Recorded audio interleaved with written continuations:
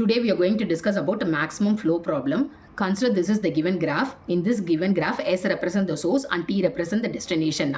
In the given graph, totally 4 paths are there. Only 4 paths. The path are first path is S24T is the first path. The second path is S3T is the second path. And the third path is S2T. And the fourth path is S14T. I'm going to take a path 1. So path 1 for tracing. So the path 1 is S24T. In S24T, the edge value are 8, 4 and 6. In this one, the minimum value is 4. So that is the flow for this path. So the minimum value is the flow. The minimum value is 4. So that is the flow for this path. So I'm going to take a numerator value as 4. So 4 by 8. For this edge, 4 by 4. For this edge, 4 by 6.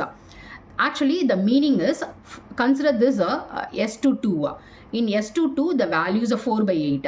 In this 4 by 8, 4 represent the flow, 8 represent the capacity. The meaning is the actual capacity, that is the total capacity is 8. In that total capacity, 4 is a fluid. So the remaining is a 4. So it is represented by, the nodes are S and 2. The 4 is the flow. So usually the flow is represented by backward arrow. So the flow is a 4. The backward arrow is represented by 4. And the remaining capacity, what is the remaining capacity? Out of 8, 4 is flowed. So the remaining is 4. So the remaining capacity is represented by forward arrow. So the backward arrow is a 4 and the forward arrow is a 4. Anyway, the total is 8. 8 is the total edge. Same way, we have to fill for the remaining edges. So consider this is the output for path 1. So for S22, 4 is flow, remaining capacity is a 4. So forward arrow is a 4 and backward arrow is a 4. For 2 to 4, 4 by 4. Total capacity is a 4. In that 4 is a float. So there is no remaining capacity here. So only the backward arrow is a 4. There is no forward arrow for this. Then for 4 to T, 4 by 6. So actual capacity is 6. In that 6, 4 is a float. Remaining capacity is a 2. So 4 is flowed. It is represented by backward arrow. Remaining capacity is represented by forward arrow. So the remaining capacity is a 2. So this is the output for path 1. Same way we have to fill for path 2, path 3 and path 4. Now consider path 2. So the path 2 is S3T is the path 2. Already we traced. S3T is the path 2. So I'm going to take S3T. So in S3T, the minimum value, the edge value is 7 and 5, the minimum value is a 5. So I'm going to take a numerator value as a 5. So 5 by 7, 5 by 5. Now we are going to check whether already we traversed or not. So this is a new path. S23 is new path and 3 to T is also new path. We didn't traverse already. So I'm going to draw the output for path 2. So in this one, we are going to draw the output path.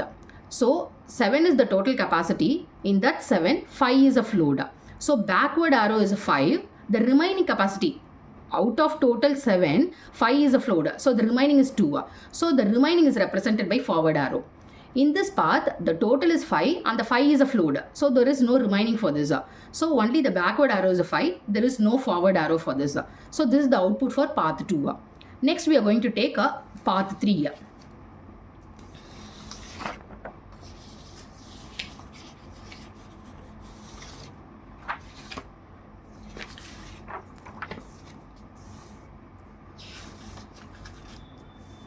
In this one, the path 3 is S2T is path 3. So S2T. In this one, S22 already we traversed. So S2T, the actual capacity is not 8 because already we traversed and the remaining capacity is a 4. So we have to take only this 4, not the original value. So the 4 is flowed and remaining value is a 4. So we have to take 4, not 8. So for S22, the value is not 8, the actual value, the remaining value is a 4. So we have to take only 4. So 4, for 2 to T, the value is a 3. So 4, 3, the minimum value is the flow. 4, 3, the minimum value is 3. So the flow is a 3 for this. So the numerator value is 3 by 4 and 3 by 3. So we are going to draw the output for path 3. The meaning is 4 is the total capacity. In that 4, 3 is a float. So the remaining capacity is 1. So the backward arrow is represented by 3 and the remaining capacity is out of 4, 3 is a float. Remaining capacity is 1. So that 1 is represented by forward arrow. So for this edge, 3 is the total capacity. In that 3 is a float. So there is no remaining for this. So only the backward arrow is a 3 and there is no forward arrow for this. So this is the output for path 3. Next we are going to take a path 4. So the path 4 is S14T. So S14T. The edge value is 2, 4. In this one, this is not 6 because already we traversed. So already 4 to T we traversed. The remaining value, we have to take only the remaining value. For 4 to T already we traversed. The 4 is flow, the remaining value is 2. So we have to take this remaining value only. So the value is a 2. Not 6, we have to take only 2 because the remaining value, only remaining is 2. 2 for this. So for S21, the value is 2. For 1 to 4, the value is 3. For 4 to 2, the value is 2. The minimum value, 2, 3, 2. The minimum value is 2. So 2 is the flow for this. So you have to take the numerator values are 2 by 2, 2 by 3 and 2 by 2. So we are going to draw the output for path 4 now.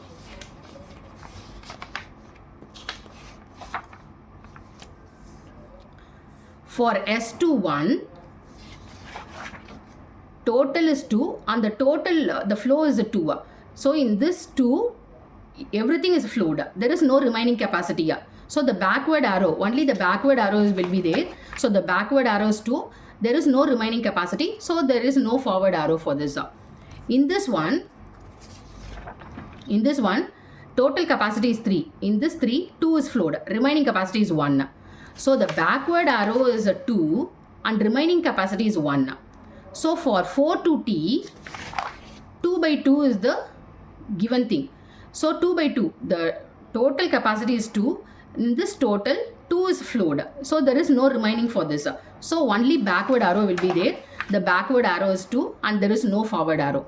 Finally, we have to merge all the output of path 1, path 2, path 3 and path 4. So if we merge everything, then we will get this the output. We will check it. First, take only the nodes S2T. Now we are going to draw the edge for this. So I am going to take output of path 1. So this is the output for path 1. So I am going to take for S22, the backward arrow is 4. For S22, the backward arrow is a 4. And the forward arrow, for this forward arrow 4, already we traversed in path 3. So in path 3 we traversed. So in this 4, 3 is flowed and remaining 1 is there. So 3 is a flowed. So already 4 is flowed plus 3. Now the new value is 3. So 4 plus 3, the value is 7. So the remaining value is 1. So that is represented in forward arrow. So the flow is 7. For the path 1, 4. For path 3, the value is 3. So 4 plus 3, the value is 7. The remaining capacity is only 1. So it is represented by forward arrow. Next we are going to check for this. For 4 to 2, the value is 4. So for 4 to 2, the value is a 4. Then for 4 to T, the backward arrow is a 4. So the backward arrow is a 4. The forward arrow is a 2. In this one, this 2 already flowed in path 4 in backward arrow. So already in path 1, 4 is flowed. In path 4, 2 is flowed. So 4 plus 2, the value is 6.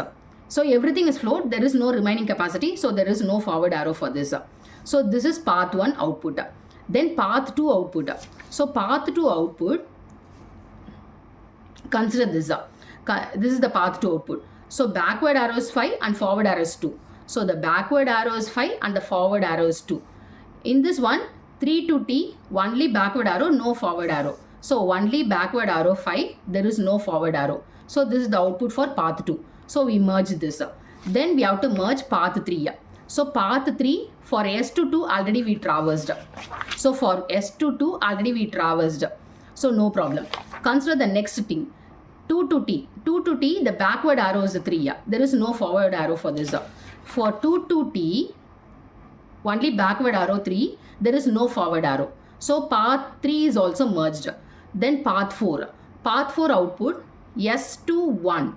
The backward arrow is to 2. There is no forward arrow. So the backward arrow is 2. There is no forward arrow. Then for 1 to 4, the backward arrow is 2 and the remaining capacity is 1. So the backward arrow is 2 and the remaining capacity is 1. Then for 4 to T, already we checked.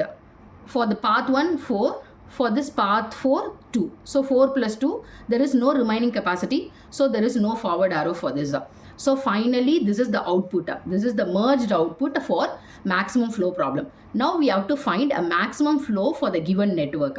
So for path 1, the flow. For path 1, the flow is 4. Consider this. For path 1, the flow, the numerator value is 4. 4 by 8, 4 by 4, 4 by 6. So the flow is 4. So I am going to take path 1 flow is 4. Then path 2. Path 2 flow is 5. So 5. Then path 3. Path 3 flow is 3. So 3. Then path 4. Path 4 flow is, in this one, the minimum value is 2. So 2. So finally add everything. That is the maximum flow for the given network. So the maximum flow for the given network is 14 now. Thank you all.